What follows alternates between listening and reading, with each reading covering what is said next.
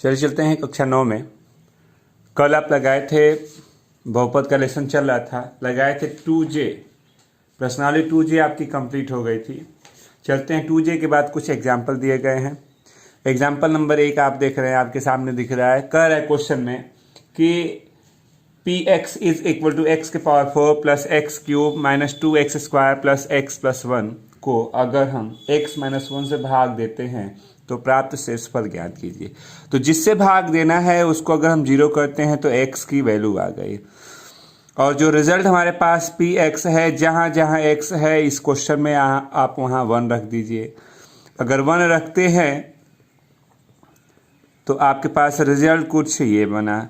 अब जो हल करने पे जो आता है वही इसका शेषफल हो जाता है। कह रहा है कि आप इससे अगर इसको भाग देते हैं तो शेषफल क्या होगा। तो चलिए हल करते हैं। 1 1 माइनस 2 1 प्लस 1, तो 1 1 2 2 से 2 कट गया, यानी बचा कितना 2, तो इसका शेषफल हो गया 2। क्वेश्चन नंबर 2 आपके सामने दिख रहा है। इसमें कह रहा है कि क्या 2t प्लस 1 को इसका गुणनखंड है, इसका गुणनखंड ये है। तो सबसे आसान सा तरीका होता है जिससे हमको भाग देना है, उसको 0 करिए तो t का मान आ गया। इस t के मान को अगर यहाँ रखते हैं, अगर इसका मान 0 हो जाता है तो कह देंगे गुणनखंड है, अगर 0 नहीं होता है तो गुणनखंड नहीं है। तो चलिए भाग देते हैं। तो भाग देना यानी कि जो रिजल्ट दिया गया वहाँ जहाँ जहाँ t है वहाँ जो t की वैल्यू आई है उसको रख दीजिए, और रख करके इसको हल करते हैं। तो हल करते हैं तो देखिए आपके पास रिजल्ट हुआ 4।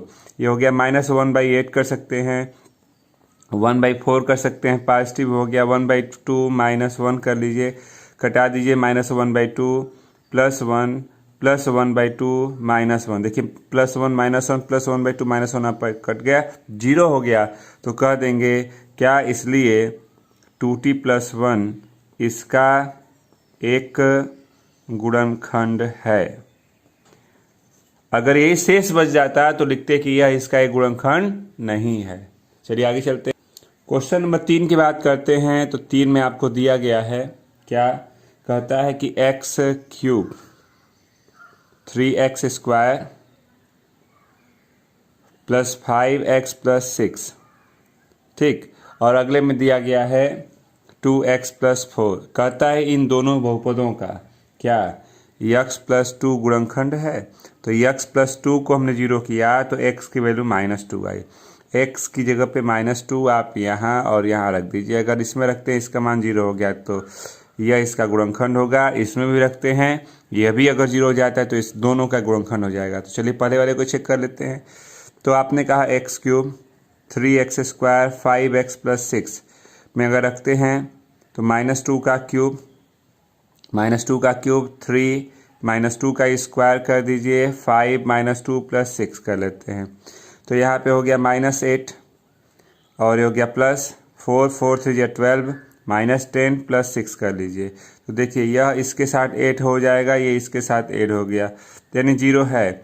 इसलिए आप लिख देंगे कि x + 2 क्या है। तो आप लिखेंगे इसका एक गुणनखंड है। पहला तो हो गया, पहले वाले का गुणनखंड है। अब दूसरे वाले को यानी आप इसको चेक करना चाहते हैं। तो चलिए यहाँ भी जहाँ जहाँ x है वहाँ -2 रखते हैं। -4 + 2 0 हो गया, इसलिए कह देंगे कि x + 2 इसका भी एक गुणनखंड है। नोट करिए। क्वेश्चन नंबर 4 की बात करते हैं। तो कहता है क्या px जो दिया गया है और gx, कहता है कि क्या यह gx इसका गुणनखंड है। तो सबसे आसान सा होता है, जिसका गुणनखंड चेक करना होता है आप उसको 0 कर दीजिए। x का मान हो गया -5, जहाँ जहाँ x इसमें दिया गया है वहाँ रखते हैं। अगर इसका मान 0 हो जाता है तो कह देंगे gx px का गुणनखंड है। तो चलिए px में अगर हम रखते हैं तो -5 हो गया, -5 3 और प्लस है। अब इसको हल करेंगे तो 5 गुणा 3 बार कर लीजिए, 25 125 ऋण 125 हो जाएगा। यह हो गया 25 ऋण 15 और 175। आपने कहा कि 2 ऋण को एक साथ कर लेते हैं। 2 ऋण को एक साथ करेंगे तो यह और यह जुटेगा, 0 3 1 4 140 और ये हो गया 200, यानी कुल मिला के धन में 60 आ रहा है, जो 0 नहीं है। इसलिए लिखेंगे gx px का गुणनखंड नहीं है। नोट कर लीजिए। क्वेश्चन नंबर 3 आपको दिख रहा है कि क्या यह इसका गुणनखंड है। तो आपने कहा कि x ऋण 3 को 0 किया, x का मान 3 आ गया, जो क्वेश्चन दिया गया है चलिए वहाँ रखते हैं। तो 3 के घात 3, 3 के घात 2, 5, 3 ऋण 15 कर लीजिए। तो 29 27 कर सकते हैं, ये हो गया 27 धन 15 ऋण 15, यानी कट के 0 हो गया। तो लिख देंगे कि x ऋण 3 क्या है, इसका एक गुणनखंड है। नोट कर सकते हैं आप इसको। क्वेश्चन नंबर 6 में कह रहा है कि यह इसका गुणनखंड है, मतलब कह रहा है कि ये वाला जो टर्म दिया है x-1 इसका गुणनखंड है। तो k का मान क्या होगा, गुणनखंड है तो आपने इसको 0 किया, x का मान आया है, प्रूव नहीं करना है, यानी इस x की जगह पे ये वाला x का मान यहाँ पे रखते हैं, बराबर 0 कर देंगे। गुणनखंड है मतलब 0 हो रहा है। तो यहाँ 4 1 का क्यूब 3 1 का square 4 1 plus k is equal 0, 4 plus 3 minus 4, तो प्लस 4 माइनस 4 कट गया, k की जगह पे कितना आया, ऋण 3 आया। यह है इसका आंसर। क्वेश्चन नंबर 7 में कह रहा है कि यह इसका गुणनखंड है, तो बताइए a का मान क्या होगा। तो इसको अगर हम 0 करते हैं तो x का मान आ गया। इस मान को जहाँ जहाँ x है वहाँ रख के, गुणनखंड है मतलब उसको संतुष्ट कर दिया होगा, तो हमने इसको कर दिया इज इक्वल 0। तो a के घात 3, a के घात 3 a धन 3, तो यह कट गया, a बराबर ऋण 3 लिख सकते हैं। यह है इसका आंसर। चलिए क्वेश्चन नंबर 8 आपको दिख रहा है, कह रहा है कि आप इसका क्या कीजिए, गुणनखंड कीजिए। सबसे आसान से तरीका होता है, देखिए 2 घात का होता है तो आसान होता है, ये 3 घात का है। तो 3 घात का गुणनखंड करने के लिए आपको याद होगा शेषफल प्रमेय का लेते थे कि x की जगह पे क्या रखें कि इसका मान 0 हो जाए। तो चलिए चेक कर लेते हैं। अगर मान लीजिए x की जगह पे हम 1 रखते हैं, 1 के घात 3 23, 1 का वर्ग 142, 1 और 120, 1 ऋण 23 142 ऋण 120, ये इसके साथ जुड़ा 143, ये इसके साथ जुड़ गया 143, यानी 0 हो गया। तो आप कहेंगे कि ये इधर आता है, इसलिए x-1 इसका एक गुणनखंड है, यानी एक तो मिल गया गुणनखंड। 3 घात का है तो 3 गुणनखंड, 3 खंड होने चाहिए, 3 भाग होने चाहिए, 3 मूल होने चाहिए। तो चलिए 1 भाग आ गया। अगले भाग को निकालने के लिए कुछ तरीका यूज करते हैं। हमने क्या कहा कि हमारे पास क्वेश्चन था 23x का वर्ग 142x ऋण 120 और x-1 से भाग देते हैं। यह x यहाँ आता है तो कटेगा, तो x स्क्वायर उतना बार ले जाइए, गुणा करते हैं x के घात 3 ऋण x का वर्ग कर लीजिए, चिन्ह बदला कट गया, ऋण 22x का वर्ग 142x और ऋण 120 कटा x, यानी ऋण 22x बार ले जा सकते हैं, ऋण 22x का वर्ग और धन 22x कर सकते हैं, चिन्ह बदलेगा कट गया, घटा दीजिए तो 120x ऋण 120 120 बार ले जा सकते हैं, तो 120x ऋण 120 चिन्ह बदला कट गया। यानी कि आपने इस भाग को तोड़ा तो 2 भाग हमारे पास आ रहे हैं, कौन कौन से, तो x-1 और x का वर्ग है 22x है और 120 है। अब आपने कहा कि गुणनखंड करना है किसका, तो 120 को तोड़िए 22 लाना है, तो 10 और 12, तो x का वर्ग 10x 12x और 120, ठीक ना। चलिए इसको थोड़ा सा व्यवस्थित कर लें। तो व्यवस्थित करने के लिए आपने कहा कि x-1 हो गया, कामन करते हैं x, तो x ऋण 10 हो गया, ऋण 12 कामन करते हैं x ऋण 10 हो गया, तो x-1 है, x-10 है और x-12, तो ये है इसका गुणनखंड। नोट कर सकते हैं आप। इसका भी कहता है क्या क्या कीजिए, तो गुणनखंड कर दीजिए। तो 3 घात का है तो यानी निश्चित है कि शेषफल प्रमेय यानी x की जगह पे क्या रखें कि इसका मान 0 हो जाए, वैसे सॉल्व करना होगा। चलिए अगर x की जगह पे अगर हम -1 लेते हैं तो -1 का क्यूब हो गया, 9 -1 का स्क्वायर हो गया, 20 -1 + 12 कर लीजिए। ये विषम घात है तो ऋण रहेगा, ये धन में हो गया ऋण 20 धन 12, 1 और 20 ये ऋण 21 हो गया, ये धन 21 हो गया, यानी 0 है, इसलिए ये इधर आता है। तो आप बोलते हैं कि x+1 क्या है, तो इसका एक बोलते हैं कि इसका एक क्या है, तो आपने कहा कि इसका एक गुणनखंड है। तो चलिए x+1 एक तो आ गया, अगला वाला निकालने के लिए आप x+1 से इसको डिवाइड कर दीजिए। तो डिवाइड करने का तरीका यानी भाग वाली विधि आसान लगती, लेते हैं x को यहाँ अगर रखते हैं कटेगा, x² बार ले जाइए, तो x के घात 3 गुणा करते हैं इसमें, और x के घात 2 चिन्ह बदल दीजिए, कट गया। यहाँ घटाएंगे 9 में से 1 तो 8x का वर्ग, 20x और 12, ये यहाँ आया कटा, 8x बार ले जाते हैं, तो 8x का वर्ग और धन 8x चिन्ह बदल दीजिए, कट गया। ऋण 12 धन 12x धन 12, तो 12 बार ले जाते हैं, तो 12x धन 12 कर लीजिए, चिन्ह बदल गया, कट गया। यानी अब कहने का मतलब ये है कि इसके दो भाग हो गए। जो क्वेश्चन हमको ये जो दिया गया था इसके दो भाग हो गए। कौन कौन से, तो आपने कहा कि x+1 और x² और 8x+12, तो x+1 12 को तोड़ा है, 6 8 लाना, तो 6 और 2 कर सकते हैं, तो 6 और 2 और 12 कर लीजिए, तो x धन 1 कामन क्या है, तो आपने कहा x, तो x+6 हो गया, कामन क्या है +2, तो x+6 हो गया, तो x+1 है और x+6 है और x+2 है, ये है इसका गुणनखंड। नोट कर सकते। चलिए चलते हैं प्रश्नावली पे। प्रश्नावली आपकी 2K है। 2K का पहला क्वेश्चन आप ध्यान दें, तो y के पावर 4 3y² + 2y + 1 कहता है कि इसमें आप y-1 से भाग देते हैं तो शेषफल क्या होगा, तो जिससे भाग देना हो तो उसको 0 करिए, एक y की वैल्यू आ गई। और ये जो क्वेश्चन दिया गया है जहाँ जहाँ y है वहाँ आप y की जगह पे 1 रख सकते हैं, तो आप लिखेंगे कि शेषफल क्या होगा, तो शेषफल हमको मिला, रखते हैं 3 1 का स्क्वायर 2 1 + 1 1 - 3 2 + 1 1 2 3 4 4 - 3 यानी कितना हो गया शेषफल 1 हो जाएगा आंसर। क्वेश्चन नंबर 2 दिख रहा है, कह रहा है कि आप इसका गुणनखंड कीजिए, तो x + y का क्यूब माइनस कॉमन करेंगे, x + y हो गया, दोनों में आपको दिख रहा है x + y, तो x + y का होल का स्क्वायर -1 को ऐसे लिख लीजिए।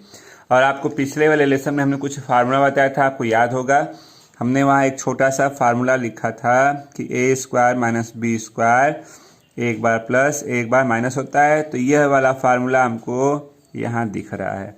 चलिए इस ब्रैकेट को इसी फार्मूले पे अगर हम तोड़ते हैं तो हमने कहा कि x + y रहेगा, a हो गया ये b हो गया, तो एक बार प्लस करिए एक बार माइनस कर देते हैं, यानी हमारे पास आंसर जो है x + y + 1 और x + y - 1 होगा, ठीक ना। चलिए इसी तरह से क्वेश्चन नंबर 3 पे चलते हैं। क्वेश्चन नंबर 3 आपको दिया गया है कि 4x³ + 3x² - 4x + k कहता है कि x - 1 से यह विभाजित होता है, तो इसको 0 करिए, तो x का मान आया, विभाजित होना मतलब जहाँ जहाँ x इस क्वेश्चन में है वहाँ 1 रख देते हैं, तो यह 0 हो जा रहा है, तो चलिए रख दिया, तो जहाँ जहाँ x है वहाँ 1 रख के = 0 कहता है, तो सॉल्व करके k का मान बता दीजिए, तो ये 4 हो गया, 3 हो गया -4 यानी 4 से 4 कट गया, k की वैल्यू 3 उधर जाएगा -3, ये है इसका आंसर। नोट कर लें।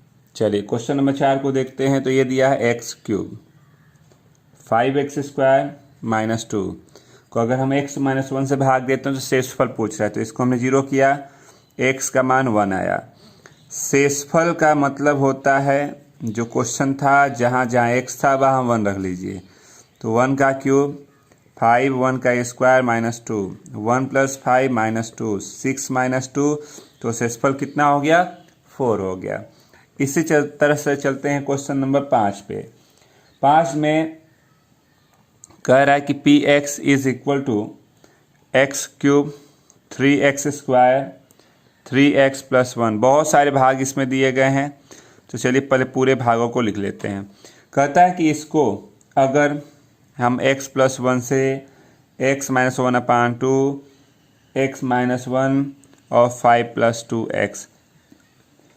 चारों से भाग देते हैं क्रमशः, तो कुल जितना भी आएगा शेष वो बताना है। तो आपने कहा पहले को लेते हैं x + 1 को, तो 0 किया, x बराबर -1। तो जहाँ जहाँ क्वेश्चन में हमारे पास x है वहाँ -1 रख देंगे तो इसका शेषफल आ जाएगा। तो चलिए रखते हैं, तो ये हो गया -1 + 3 -3 + 1 यानी कट गया। पहले वाले से अगर हम भाग देते हैं तो इसका शेषफल कितना आया, 0 आ गया। सेम इसी तरह से आप अगर ध्यान देते हैं तो सेम इसी तरह से इसको भी 0 कर लेंगे, तो हमारे पास x की वैल्यू 1/2 आई, रख दीजिए यहाँ। इसको भी अगर 0 करते हैं तो ये हमारे पास x की वैल्यू 1 आ जाएगा, इसको भी जहाँ जहाँ x वहाँ रख लीजिए। इसको अगर 0 करते हैं तो x की वैल्यू -5/2 आ रहा है। आप इस क्वेश्चन में रखिए, जो भी रिजल्ट आएगा उसका शेषफल हो जाएगा। तो आप इस 3 भाग को खुद करेंगे। क्वेश्चन नंबर 6 का पहला भाग आपके सामने दिख रहा है, कह रहा है px दे दिया और gx दे दिया। कहता है कि क्वेश्चन में साफ साफ दिया गया है, कहता है कि क्या gx px का गुणनखंड है, यह जो है इसका गुणनखंड है। तो आपने कहा कि x + 1 को 0 किया, x की वैल्यू -1 हो गई, जहाँ जहाँ x है वहाँ -1 रख दीजिए। तो अगर 0 हो जाता है तो कह देंगे गुणनखंड है। तो चलिए रखते हैं 2 - 1 का क्यूब, 4 - 1 + 6, तो यहाँ -2 -4 6 -6 + 6 0 हो गया। तो कह देंगे क्या कि x + 1 इसका एक क्या है, तो आप लिख देंगे इसका एक गुणनखंड है, ठीक ना। इसी तरह से इसके बहुत सारे भाग दिए गए हैं। तो चलिए एक आध भाग और बोलिए तो कर दें। तो चलिए अगले क्वेश्चन पे चलते हैं, इसी के सेकेंड वाले भाग पे। तो इसका सेकेंड भाग अगर आप ध्यान देते हैं तो कह रहा है कि 2x³ x² - 2x - 1, ये हमको px दे दिया और gx की जगह पे हमको दिया गया है x + 1। तो x + 1 को 0 किया तो x की वैल्यू -1 आ गई। तो जहाँ जहाँ x है वहाँ अगर हम -1 रखते हैं, ठीक ना। तो चलिए व्यवस्थित करते हैं, -2 + 1 + 2 - 1। देखिए 2 से 2 1 से 1 कट गया, 0 हो गया। इसलिए कह देंगे क्या कि x + 1 इसका एक गुणनखंड है, ठीक ना। यानी इसमें जो भी भाग हमको दिए गए हैं सब में हमको वही करना है। तो चलिए कुछ क्वेश्चन लिख दे रहे हैं। अगले भाग आपके सामने दिख रहे हैं, इनको भी आपको सॉल्व करना है। इसको आप नोट कर सकते हैं होमवर्क के रूप में। कैसे करेंगे, इसको 0 करेंगे तो x का मान 2 हो जाएगा, इस क्वेश्चन में रख दीजिएगा। अगर इसका रिजल्ट 0 आ जाएगा तो यह इसका गुणनखंड है। इसको 0 करेंगे तो x की वैल्यू -2 हो जाएगी, और जहाँ जहाँ x इसमें दिया गया रख देंगे। अगर इसका मान 0 हो जाएगा तो गुणनखंड है। इसको अगर 0 करेंगे तो x की वैल्यू 1 होगी, इसमें रख दीजिएगा। अगर इसका मान 0 हो गया तो गुणनखंड है। इसकी वैल्यू 0 करेंगे तो x का मान 3 हो जाएगा, और यहाँ पे रख देंगे। अगर इसका मान 0 हो जाता है तो लिख देंगे कि x ऋण 3 इसका एक गुणनखंड है। आप इसको कर सकते हैं, इसलिए क्वेश्चन नोट कर लें आप।